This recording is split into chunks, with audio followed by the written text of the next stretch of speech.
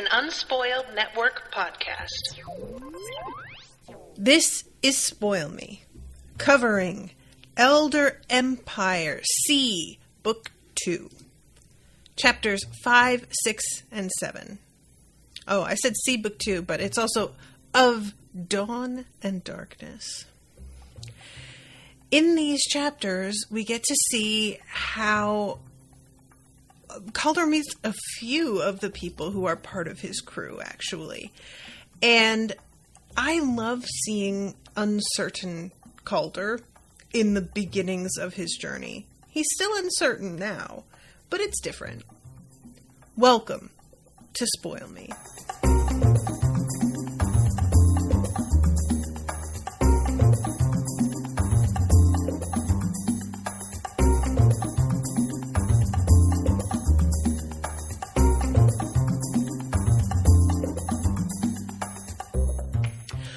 Welcome to the show, everyone. I am Natasha. Thank you very much to George for commissioning this episode. George is here in the chat. Hi, George. So, yeah, I'm really a big fan of the kind of storytelling that's happening, moving back and forth in time when it comes to learning how people became part of one another's lives. And I can't get over how poignant everything with Urzaia is now that we know he's dead. Truly, you guys, his death is, I just deeply regret it. I really do. And I am kind of like, of course I'm a little bit impressed. Maya's a maniac. But also, knowing that both parties here are actually somewhat, they're not on the same side. That's definitely not true. But both groups are driven by decent people with like some kind of moral compass, for the most part, she said, with an asterisk next to Gyrene's name, obviously. And part of me really feels like if they were able to spend a few days in one another's company and talk more and like get things out on the table, they would start to see there's no reason for them to be against one another the way that they are. That they actually do all want what's right and best for the Empire and people's, like, safety. But it's easy for me to say that when I'm still not entirely, like, clear on what it is that Calder is after here. Because he seems to really want to be Emperor. And yet, nothing in his personality points to him being somebody who's power hungry. So I just don't really know what it is that he's like gunning for at this point. Or if this was just meant to be like, okay, now that I'm Emperor, I guess that my debt that was supposed to take me 30 years to pay off has been repaid. But doesn't he actually succeed in paying it off? Don't we know this from the previous book? Like, in like a record time, basically, that nobody could believe. I feel like I remember that, but I don't know where I'm getting it. This is what's so weird about reading things far apart, is I will imagine whole plot lines. Or forget whole plot lines. It's really just kind of a toss-up to figure out which one I'm going to do today. So anyway, starting off chapter 5, we are with him 11 years ago, and his father had just been killed. It's like the next day. And he is with this guard, a slender woman with vertically slitted eyes whose head jerked at the slightest sign of movement. This is Maya, right? Or is she too young to be Maya? Because I know that when he was in the throne room, like, we definitely know Lucan was there and saw the execution. So I'm assuming Maya is already being trained by the Emperor, but I'm not sure that she's going to be the one handling him by herself, because she's meant to be like a personal bodyguard. So probably this wouldn't be her job, right? This is like another woman. And Maya doesn't have a tail. I don't think. I don't remember, but I don't think.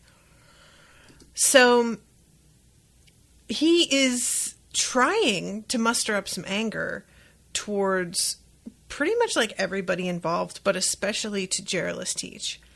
And he's realizing it's not her fault, though. It's the Emperor. He's the only one who assigned this to happen. And he feels also personally responsible. That it wouldn't have gone the way that it did if he didn't have such a kind of harebrained scheme. I personally agree. The plan went much better than I expected it to, I'll say that. But it didn't seem like it was fully formed, in my opinion.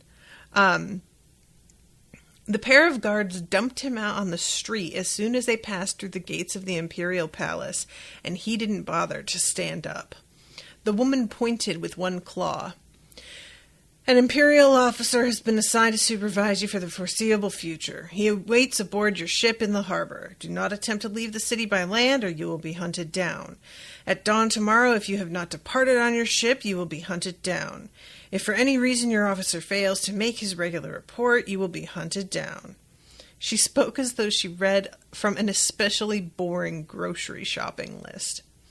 Report to your ship by sundown at the latest. If you do not, you will be hunted down. So, that's pretty clear.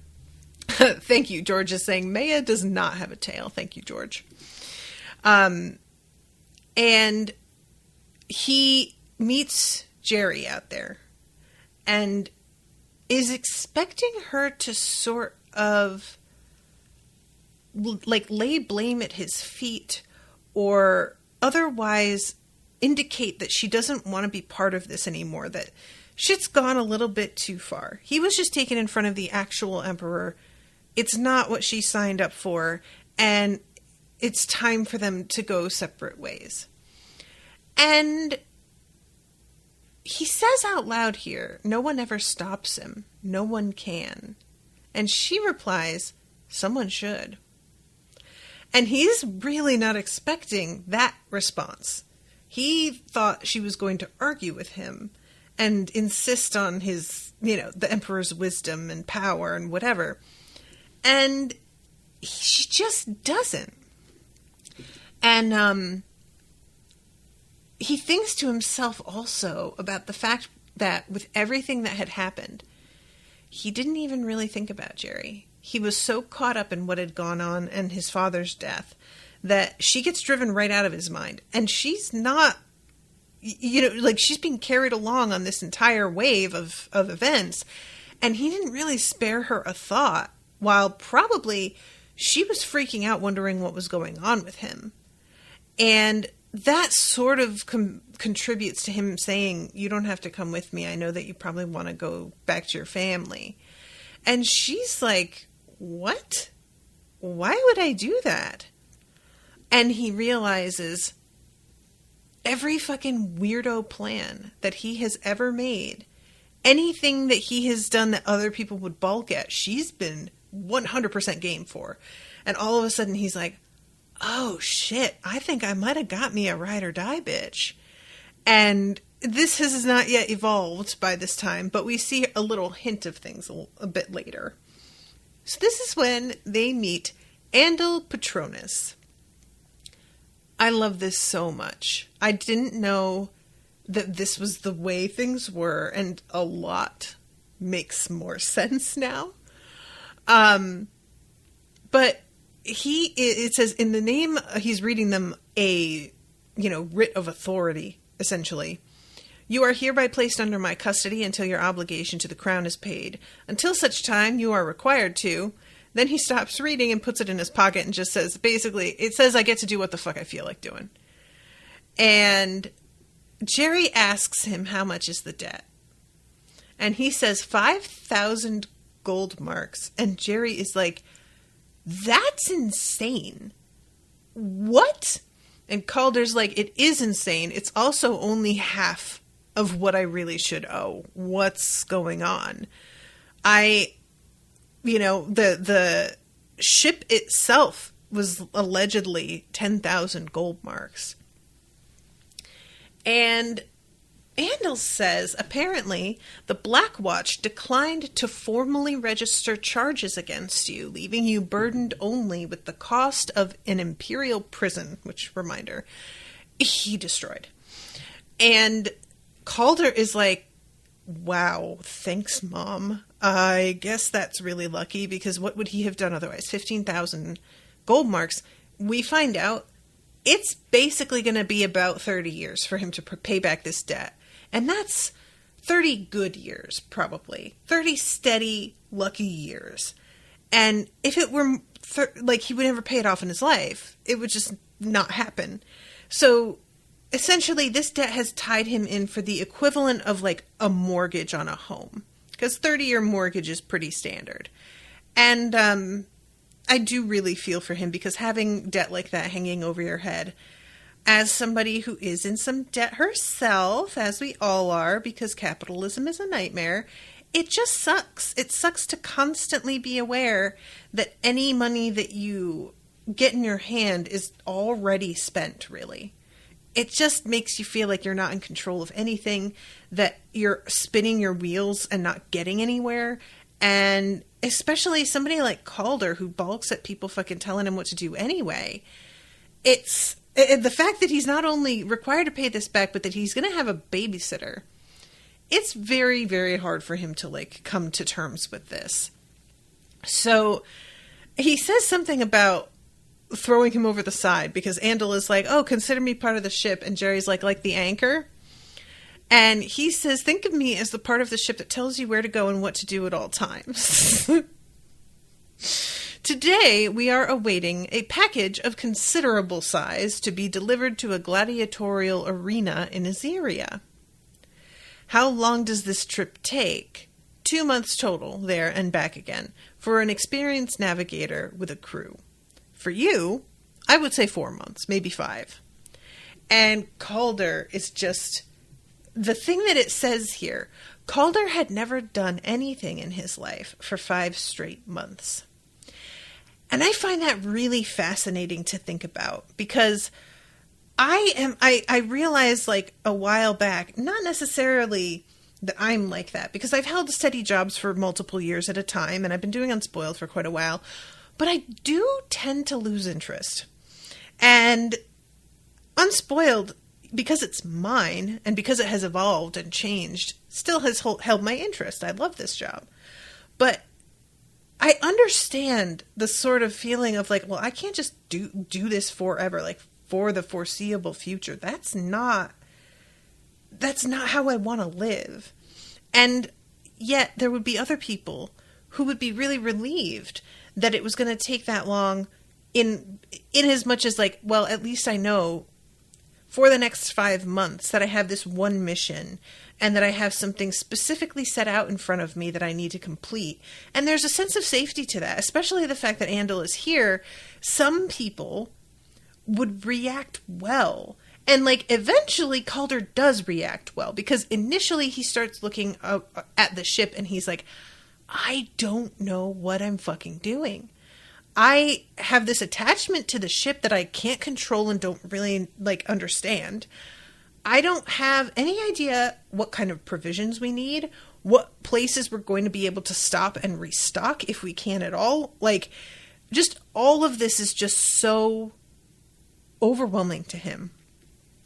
And also, he senses the resentment from the Laathaton. Bound by invested chains and sworn into service, which seemed incapable of happiness. So not only would he be trapped on board a ship, he would be accompanied by a bound elder whose loyalty would last only as long as its vaguely defined terms of service. Besides which, he had little idea how to actually work as a navigator. What supplies would they need for a 4-month journey? Would they be able to pick up food? He could steer, but how would he find his way? And he's looking over the side of the deck thinking about how lost he is. And then Andel turns to him and says, while you were asleep in the palace, I had the ship loaded. We're carrying 12 barrels of fresh water, 2 cauldrons, a set of pots, 4 canvas flags with navigator crest, 2 rifles with matching ammunition, 3 quick lamps, and almost 1,000 pounds of food, mostly beans, rice, cheese, and salted meat. There are 3 navigator supply stations in the Aeon, and we can stop and resupply at each of them if necessary. I have their locations logged. And that is when Calder is like, okay, you know what? I spoke too soon about throwing you overboard. Welcome to my ship. And Andel's like, okay, that's very cute, but no, this isn't your ship. Until you pay this debt, it's my ship. And you're welcome. And honestly, that flex felt extremely mean-spirited, but also it's just actual fact.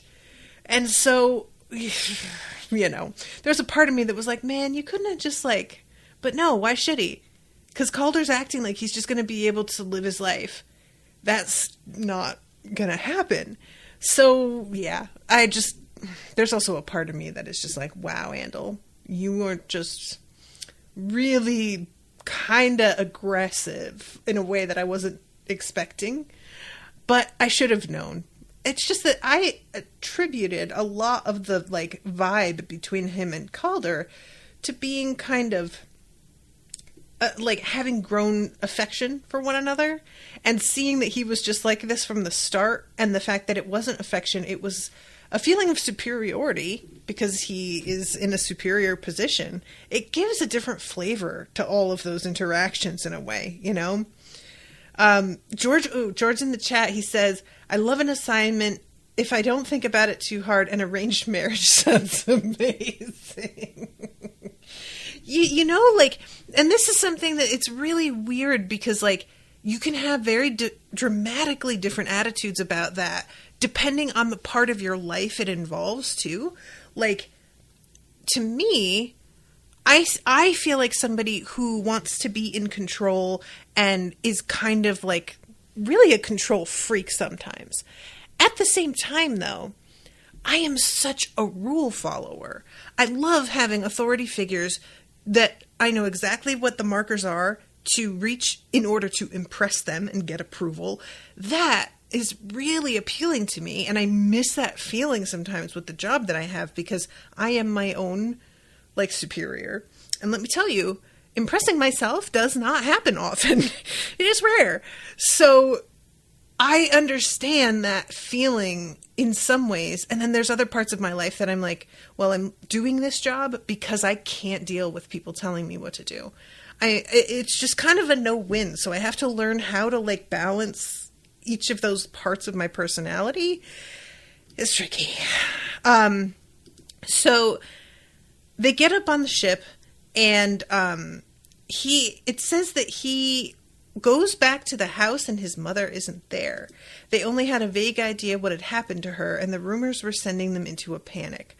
Calder had to convince one valet he hadn't escaped from the Imperial Palace, as the man worried that Calder was on the run from the law.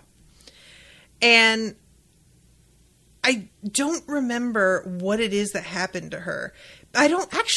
I'm reading this now and I'm realizing it says the fate of his mother chewed at him, burdening him even more than his own future. He was sure she wouldn't be held legally complicit in his actions, but he still didn't know what the Emperor would actually do to her. Do you know what? We didn't find out, did we?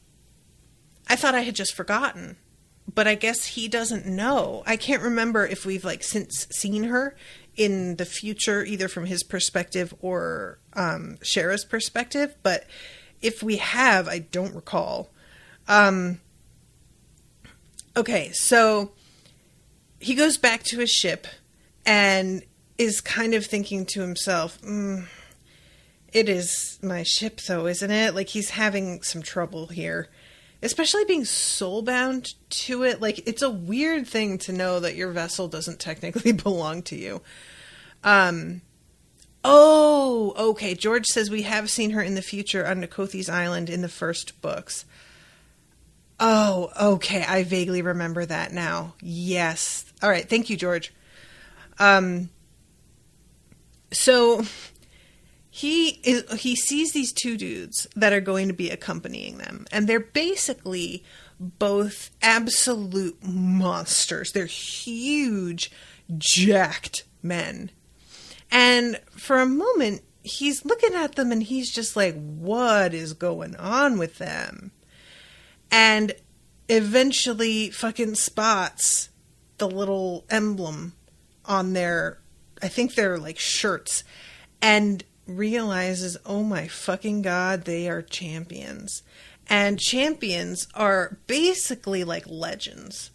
You know, I'm trying to think of something that we could even compare to this, and I'm just thinking professional athletes, which doesn't even quite work for me because I don't know any that I'd be impressed with particularly if I met them, other than like Michael Jordan. And really, I don't care about basketball, so that doesn't work either.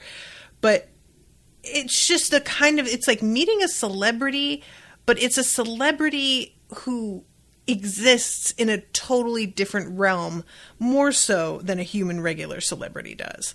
These guys are able to actually do shit that Calder fully believed was actually impossible, which we see a little bit later when one of them transforms his weapon, his soul-bound, he believes, weapon, or awaken maybe.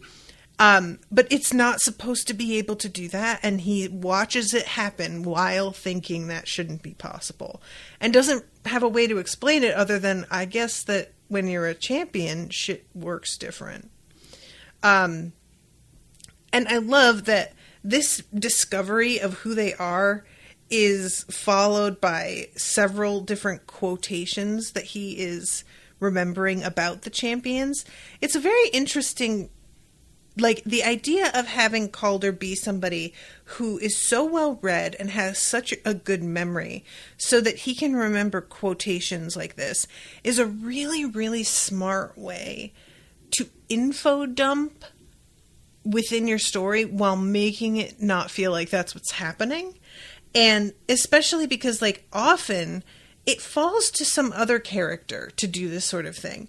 It'll be the main character who's like, they're champions, what's that? And then some, like, learned man who is going, like, traveling with them will explain, well, the champions. And then he tells them this history that the main character doesn't know. And I really like it being that the main character fucking is aware of shit. And the context of telling us a lot of this information through quotes lets us know that it's very common knowledge. So it's not necessarily secret, but also that they have a very great grasp of the scope, because how many people have talked about it means this is not only do we all know what the champions are, all of these, like, writers who were very well educated and experts in whatever fields all agreed champions are nothing to fuck with. And if you've managed to get one on your side, you win. The end. And it's really kind of not even, like, there's no point in actually continuing a battle after that, because they are so utterly unbeatable that it's just kind of a waste of life when everybody already knows who's going to win. Which we do, you know, considering, again, the fact that Maya took him down. That is even more impressive. So it says champions were not just soul-bound. They were the superhuman products of a secret process, trained from birth and raised to be unstoppable in battle. They were invincible warriors, the stuff of legends, the kinds of people who could tear giant chimera apart with their bare hands and laugh while doing it. And now, 2 of them were standing on his ship. And I don't like the fact that they are not even, like, normal people. Bliss is, we found out, not a regular human. I already didn't like that. But the champions, it feels like Bliss is one of a bunch of experiments that kind of went a variety of ways. It wasn't exactly a reliable process. And due to that, she, as a single person who's, like, successful in a way that others haven't been, felt less threatening. But knowing that Urzaia is part of a huge sort of system that's creating these guys, it just feels so much more detached from, like, humanity in a greater sense. And also really dangerous. Like, who runs that? And who is the one in custody of these guys? It reminds me a little bit of, like, the Unsullied in Song of Ice and Fire. And I'm just, what they've probably had to go through. I don't really want to know, I'll be honest. So, he meets 8 and 9. These two, that's the names that they're going by, these two other champions who are managing the package, which is Urzaia. And I really enjoy that 9 is like, I am not supposed to use my real name, but I've got to be honest, I don't get it, because we don't exactly blend in. So they're trying to go for secrecy for some reason, and I don't really see the point of it, which is a good question. And let's see, 8 stayed quiet, watching as though he intended to stay in that position until the ship sank or the world ended. But 9 frowned for the first time. And Urzaia winks at Calder in a way that Calder insinuates that they're on the same side, that Calder's going to be able to provide something for him. And Calder is like, he has to know, I can't do shit. Why is he looking at me like that? And as we find out later, they are kind of on the same side, in a way that Calder didn't know, but I'm wondering if Urzaia got it from the conversation that 9 has with him. Because 9 meets Calder and is kind of immediately like, oh, hey, are you that dude that, like, completely fucked up an entire prison and then just walked away? I'm trying to find the exact spot for how he words this. Let's see. Oh, yeah, you must be the young navigator. Word is you broke out of an imperial prison and walked away with a brand new ship. We'll get along, I can tell. You can call me 9. So it's interesting because, like, this vibe here feels like admiring. But when Urzaia starts talking later about how the Emperor doesn't actually give a shit about any of them, and it just it's basically treason, he says that he can't talk about it in front of these two. So I guess what they mean is just basically, you're very roguish and play by your own rules, and we like that. But with Urzaia, it's much more like, oh, no, I know that you hate the fucking Emperor specifically, and that's a very different situation, which does make sense. So, okay, I really do have to pick up the pace here. Oh, boy, I am doing the thing that I do. So we go to chapter 6, and we are back in the present day. And basically, Calder has managed to keep this fucking, like, these ships together with a lot of work, a lot of rope, a lot of help. And they just look like a floating shanty town as they come into harbor. And Cheska is really struggling with the loss of her ship. And it's clear that what's happening with her, it feels like she has taken this hit harder than he has ever seen her take anything. And it's causing her to be a lot more sincere in their conversations and open and vulnerable than she usually is. And it's kind of making him a little bit uncomfortable. Because she doesn't respond to questions right away because she's sort of lost in thought. And she says, I'll be able to fix her given time. If it takes half a forest's worth of time and I have to go in debt to an alchemist, I'll get it done. She's worth it. I called her eternal for a reason, and I won't give up on her until we both go down to Kellerak. And she says, when I woke up, all I could think was, I lost my ship. I lost my ship. What kind of captain loses her ship? And then I saw that you had kept it safe, which was more than anything I could hope for. I just wanted you to know I appreciate what you did. And essentially, he can tell that what she wants is for him to say, well, you'll owe me one. Which is funny because some people would be very uncomfortable with it being phrased this way.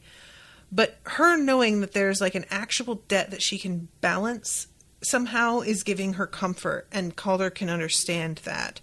And I think that's a very interesting thing to know, that you have a way, like a specific thing that you can do, and it's not outlined what that is, but you know that there is something eventually that they'll be able to ask of you. And it's just funny, you know, the difference in the way that some people operate, where some people would be like, I owe you. Well, that's kind of fucked up. You couldn't just do something like nice and good because it's a nice and good thing to do. She does not work that way, you know, so it does make complete sense. It's just interesting, you know. So he approaches this area on the docks where all of these people are sort of like gathered and scrambling to get like to a guild head and talk to them. And the only one that they're all avoiding is Bliss, because she is strange.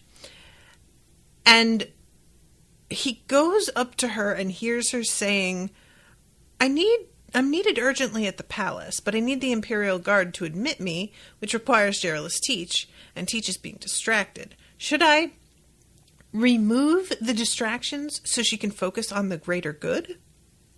Essentially, like, how about if I kill all these people so she'll be free to help me? Which, that is a really wild, like, decision to jump to. That might be she's clearly not a person.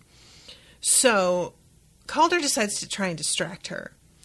I'm sure she'll be along in a moment, and people seem excited, don't they? What do you think has them so agitated? And she finally sort of settles and replies to him, we've lost control of the Imperial Palace. These people don't know it because the Imperial Guards will have locked it down, but they know the gates to the palace are locked. The last time that happened was the first night of the long mourning, when Elder Spawn rose all over the world. So basically, everybody feels like something has gone really badly wrong, and they don't want to let people know quite how badly wrong it has gone. And he goes and tells, let's see, General Teach was wading grimly through the sea of men and women, constantly asking people to stand aside, and Cheska drifted along in her wake. Her grip on her cutlass was tight, as though she wished she could draw and cut her way through. Join the General, Bliss. Andel, Foster, you and I will walk ahead and go to keep the streets clear. Don't hurt anyone, please. And she's like, all right, I guess, fine. Trying to give him an option. He's giving her a way to accomplish her goal without hurting anyone. And she is allowing him to do it because she can clearly see that he's like trying to manage the situation. And seems to, it's interesting with Bliss that like she doesn't have the instinct that humans do in terms of what action to take, but she definitely has the instinct in terms of, I know that these people are human beings and I will listen to their judgment about how to act, because sometimes I genuinely don't know how to act. So I need guidance on that, and I just have to trust them and hope that their tactics for handling the situation align with what most people would also want me to do, which implies that she wants people to be less uncomfortable around her, but not necessarily in a way that means that she cares what people think so much as like it's a research that she's doing to see how much she can act like a regular person to fill a quota of some kind. It's just wild. So they all start, Calder is like watching this situation with everybody kind of freaking out, and he's just trying to think about like how to handle all of these people when suddenly Andel says, you're focusing on the wrong details. Have you seen how desperate they are? And Calder's like, oh, so you're saying it's not just that the gates are shut. And Andel's like, yeah, no, they saw something. Something fucking weird is happening. And finally Calder is like, okay. And he invites everybody to tell him what's going on. He uses his proximity to the guild heads to get them to come to him instead of continuing to, paw at Gerald's teach. And we get a variety of things here. First, the doors to the palace, yes. Then Green Wardens closed up their chapter house. I had an appointment, and now they're telling me you imperialists drove them out of town. Magisters gathering together. They've sensed something coming. They know the end is here. Men in black jumping from rooftop to rooftop, which I have to assume is Lucan, which means that he was spotted by like some fucking regular on the street, and that's extra embarrassing. If Lucan had been spotted by Andel or Calder, it would feel different. But the fact that it's just some dude, oh boy, sorry Lucan, but that sucks. So they are talking about like, well, okay, so nobody has anything specific that they're saying about the like something they've seen, but he has to reach out a little bit. And let's see. I'm sorry guys, I'm trying to manage this so that I'm like not going beat by beat through everything because I just don't have time to do that. So it's like I have to sort of touch on things without getting dragged too far down into them, which means I need to like read a little as I'm going through, and it can be so tricky to like keep that balance and not just stop talking. And when you're alone on a podcast, it can be very challenging to not leave big gaps. I try and keep it going, but I don't have time to edit these in a way that would like pull those gaps out. So, we have this guard that comes up. First, he thinks about Maya and wonders where the fuck she is because he hasn't seen her. And that's because he sees this guard who has orange eyes and reminded him of her. And there is this weird tissue growing over this section of the palace. And she says, conventional arms seem ineffective, so we mobilized all soul-bound and combat-capable modifications. Each time we inflict enough damage, it grows back instantly. And basically what we find out here is that it stops growing if it's damaged. It seems to almost respond to the injury with a pause and a recalibration, and then continues growing. So even though they're not really making any progress on getting rid of it, if they stop hurting it, it grows over everything. And it's been 5 days. So the attack on the Eternal had come 3 days before. He says 5 days ago meant it had grown during the fight with the dead mother's children, or soon after. A strange coincidence that this should grow almost immediately after he threw Nikothi's heart into the sea. And this is when he asks Bliss about the Aptasia, and she doesn't want to tell him initially, and he has to be like, you told me I'm the one that's supposed to use it. Don't you think I should at least get to know where it is? And she's like, oh, right. Okay, yeah. It's in the Emperor's personal quarters. So the Elder Spawn in the courtyard outside was protecting whichever reader had attacked them through the Emperor's throne, or the Elder Spawn itself had done it. And this situation is just so tiring. Basically, they have to keep cutting at this thing so it doesn't continue to grow, but they're not accomplishing anything long term to solve the problem, and they don't really know what to do other than this because they can't walk away from it, but they're not able to get through it, so it's just kind of pushing a stone up a hill. And this is when General Teach is like, all right, step aside, I'm going to use my insane fucking weapon and see what happens with this. I love this moment where Geraldus Teach says, "Captain, get everyone back." And it says Calder was startled to hear Teach addressing him, and perhaps a little flattered. The guild head had never spoken to him with anything but hostility, and now she was trusting him enough to give him a responsibility. She would have to lose the habit of giving him orders if she wanted him to do anything useful as emperor, but it was a start. And then the cat-eyed guard gives the order, and he realizes she meant like captain of the guard.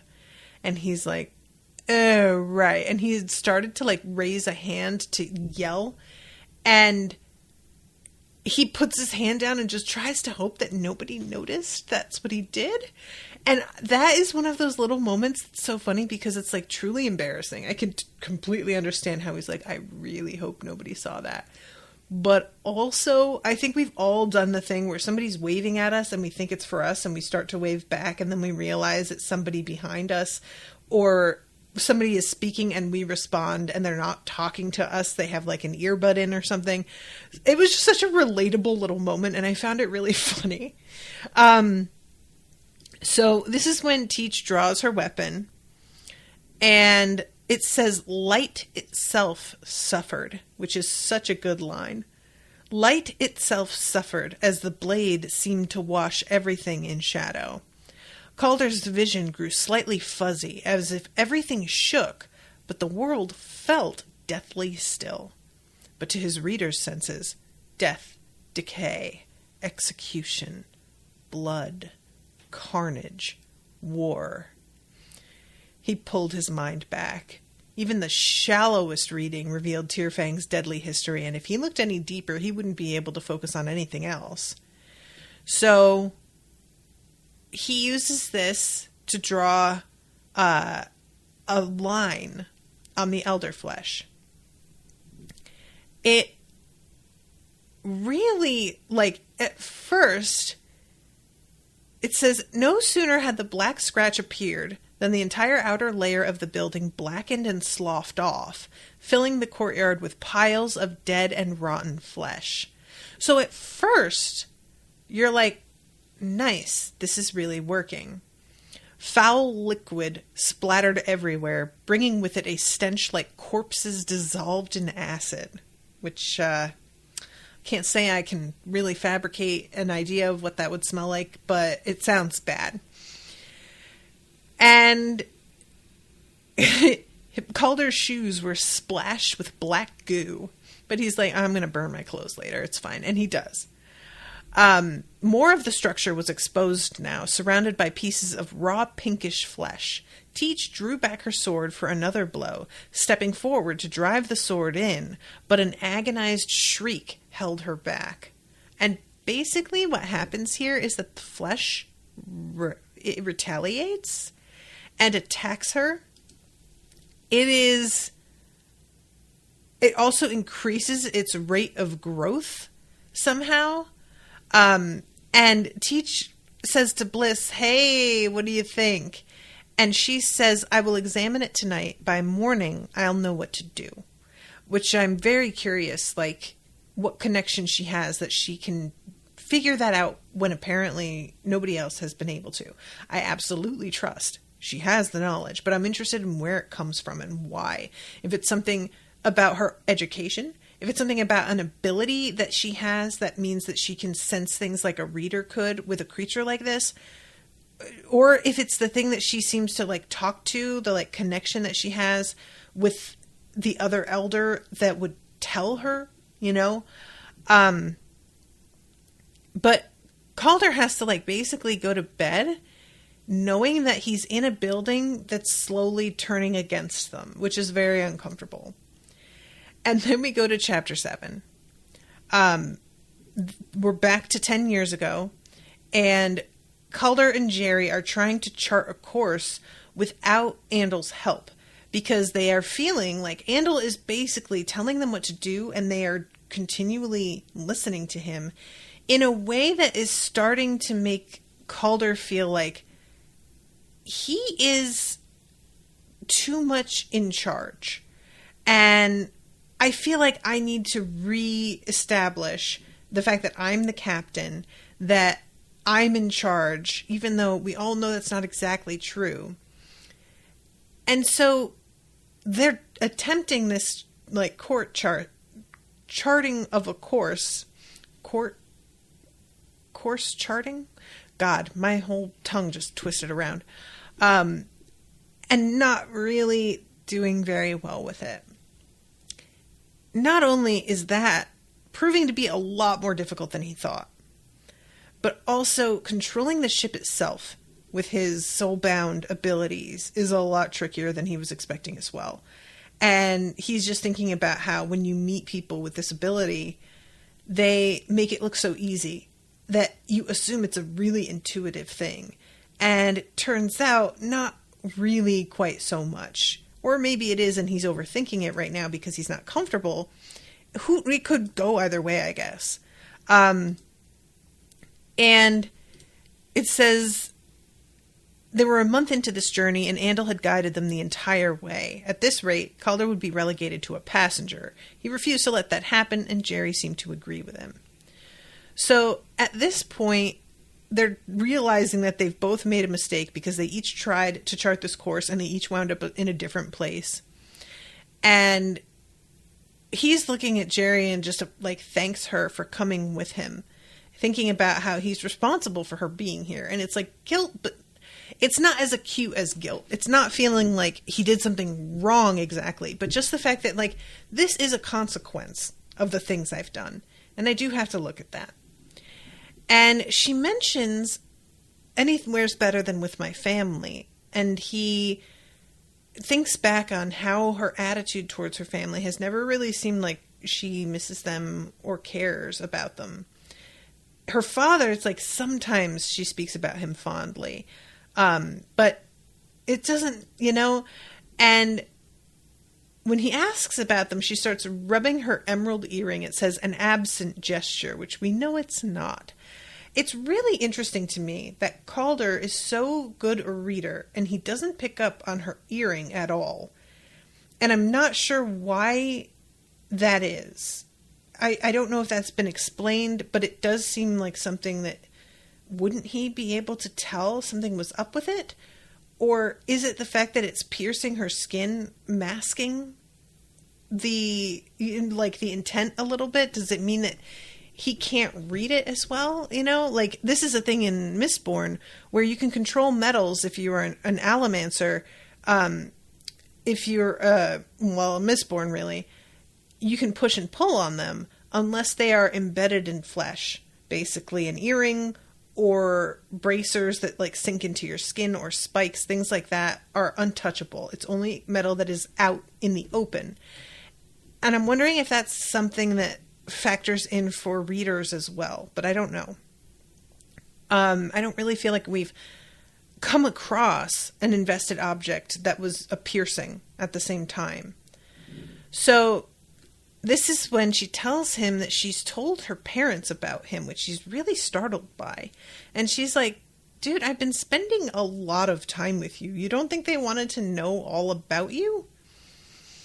And then when he's like, wait, you told them I was kicked out of the Black Watch? She says, I told them you'd left. I'd skirted past the why of it. When did you have the chance? They had boarded the Testament on the same day they were released from the Imperial Palace. Where had she found the time to fill her family in? I went home to pick up my clothes. I had to explain where I was going, didn't I? You told them the truth? And she's like, oh yeah, my mom does not give a shit about the Empire. So the fact that you were just like, had gotten in all this trouble, it would not bother her. She considers it roguish. And Calder is immediately like, okay, I have got to meet this lady. That's rad and not at all the response I was expecting. And this is when she says, I didn't say I'd run off with you. That would have a different implication altogether, wouldn't it? She smiled at him and rested a hand on his arm, and his pulse picked up. And this is when Andel sticks his head in, and there is sweat rolling down his face. And he's like, hey, you should come up here. There's something happening. And Calder is trying to exercise his own fucking will and just goes, I'll come when I'm done with this. And he's like, all right, but there's like 10 minutes to go before the flames eat the entire ship up, so enjoy whatever you decide to do. And this is when Shuffles starts laughing. I love Shuffles. What a creep. Truly. He is such a great addition to the situation. I'm thinking about Shuffles and Dross. Dross is from the Cradle series, for those who haven't read that. And both of them being kind of like round, chubby, stubby beings that chime in at different points with sort of the comedic relief, and yet what completely different functions they serve in the story. And it's just kind of for me going, all right, note to self, if I ever write something that I'm going to make a little fantastical, I have to have a short, fat, weird creature that just chimes in honor of Will. It'll be both an homage and outright stealing. And I think that's fine. That's basically what writers are. But I just love the difference in the vibe, because Dross is out here being wildly intelligent in a way that can be extremely like nerve-wracking. And then there's this thing which is also intelligent in a way that is like nerve-wracking, but a completely different type of intelligent. And the sort of indifference to the fate of all of them is part of what makes him so sinister. Dross is invested in everybody's safety. This dude isn't at all. And you get the feeling like he gets let out of that cage and, you know, something happens to Calder and he'd be fine. He'd let somebody else pick him up and, you know, maybe not though. Or maybe there's more of a relationship at this point than there had used to be. But either way, this dude like just starting laughing. So Calder sits there for a second, kind of fuming over the fact that Andel got to have the last word in this little combo. And then he realizes Andel was sweating.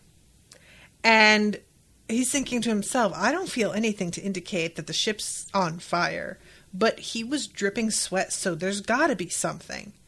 And he goes up onto the deck. And this is like an interesting...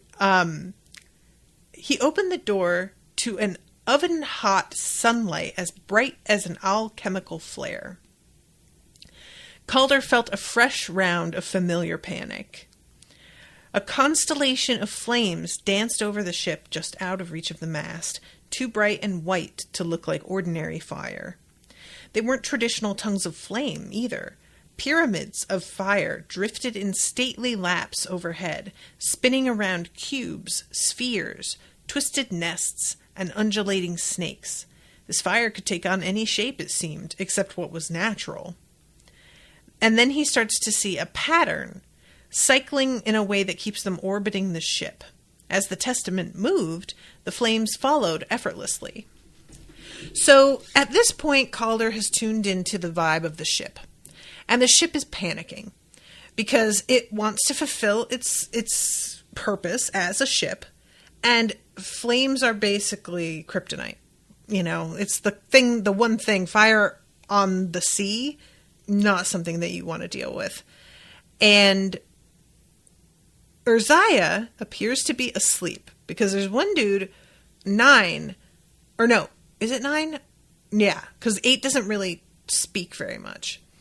But 9 first is sort of suspicious of Urzaia. Like, did you do this? Are you creating some sort of distraction so that you can escape?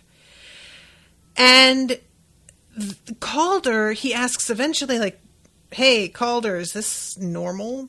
And Calder is trying to act as if he knows what the fuck is going on, despite the fact that this dude knows from experience, from observing the last couple of weeks, that Calder is clueless. But he's decided to pretend that Calder isn't, and Calder is interpreting this as he is attempting to show me respect. Which I think sounds right, you know, and is kind of like weirdly sweet in a way. So anyway, he asks 8, what do you think? And 8 just says, I'm watching the prisoner. And 9 says, all right, I'll take a turn, but if we run into some sort of sea serpent later, it's yours. And this is when he pulls out the hammer and it changes shape. And Calder sees it and is just like, that is impossible. That doesn't make any sense. And then this dude decides that he is going to go in with his hammer. There was an opposing intent emanating from 9, something edged and cold and a little morbid, like a condemned convict's manic laughter as the noose tightens around his neck. The shadows on the haft of the hammer crawled like a nest of snakes. Only a few seconds after he'd drawn his hammer, 9 let out a tightly controlled shout. 100 lashes of shadow whipped out from his upraised palm, each snapping into the center of a flame like frogs' tongues taking flies. The sky darkened noticeably under the canopy of shadow for a second, as though the sun had blinked, and then the shadows retracted. The hammer was just a hammer again, and 9 tucked it away into his belt. Most of the flames had vanished. The temperature dropped into the sudden chill of a spring breeze. The light darkened from the white of a flare to typical afternoon brightness. Only 5 or 6 chunks of fire remained, bleeding sparks and wobbling drunkenly like an injured horse. And 9 is looking at this like, that's funny.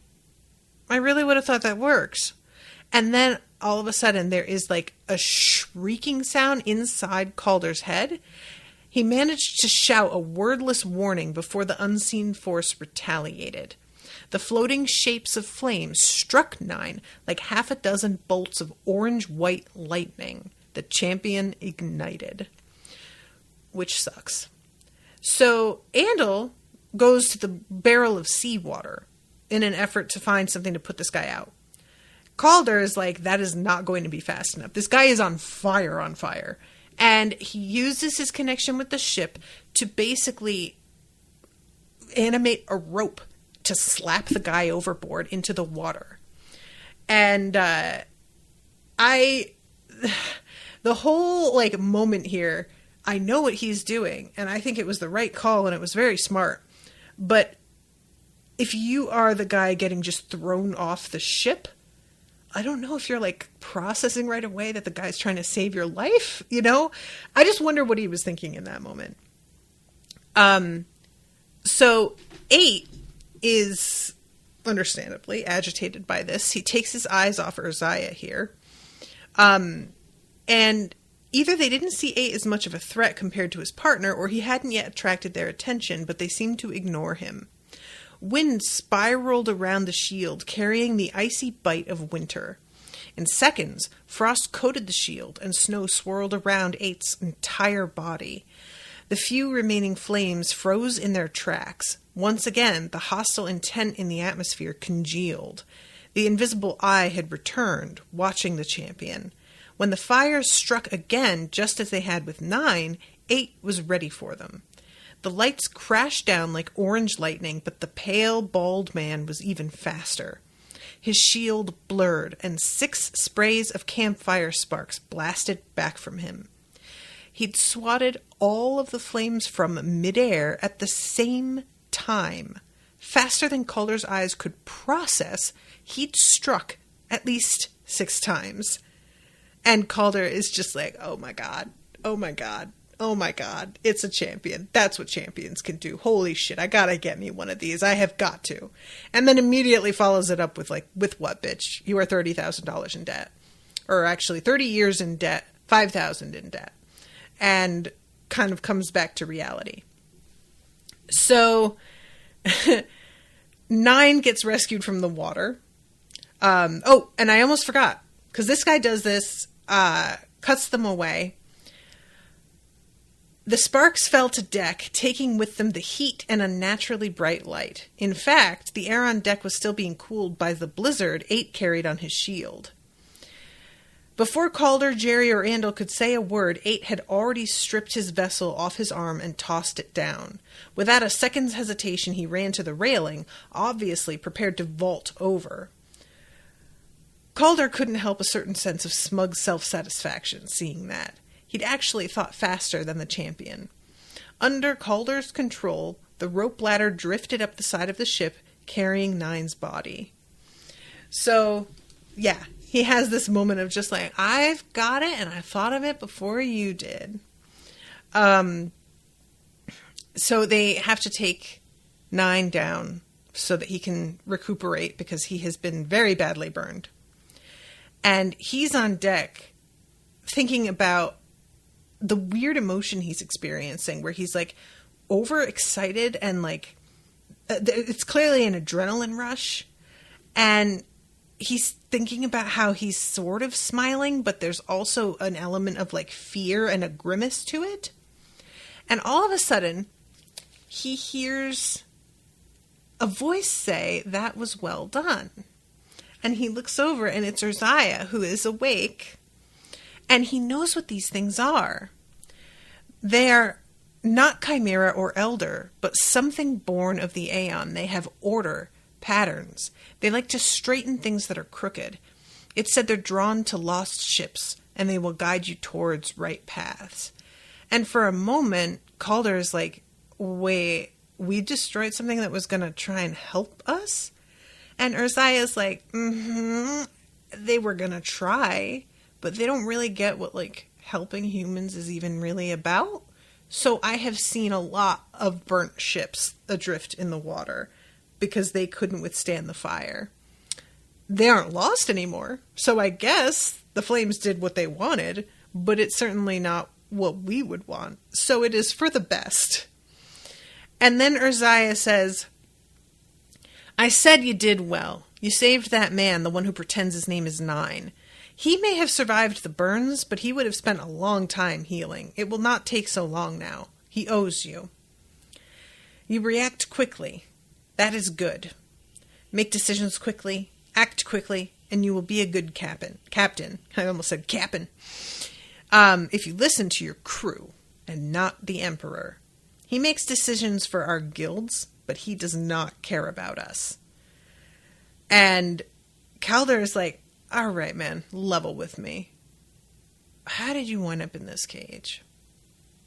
And Urzaia is like, I will tell you the story, but I can't do it when they're both out. Come back on second watch. And it ends with him saying, I'll catch a little sleep for now. If we're attacked again, I don't want to miss it. And that is the end of chapter 7. So, yeah. Urzaia, I'm really glad that we get to see you again, and I'm so sorry. I'm so sorry about everything that happened to you, bud. You deserved better. Hearts.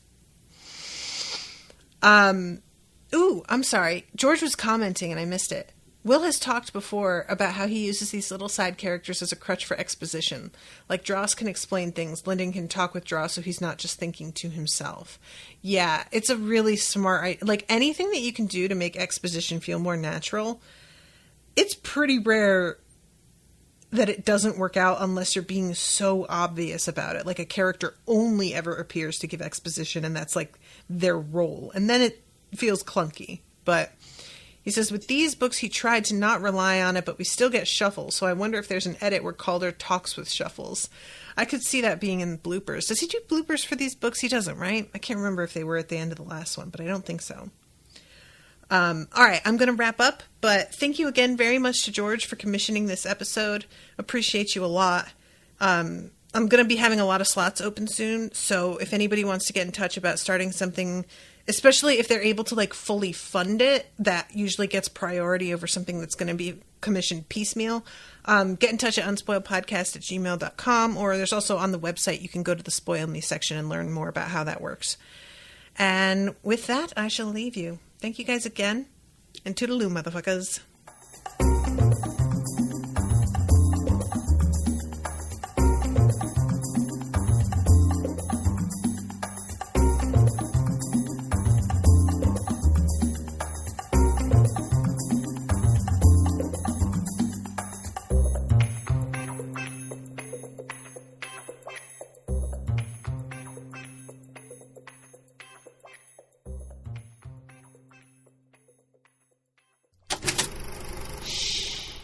was an Unspoiled Network podcast.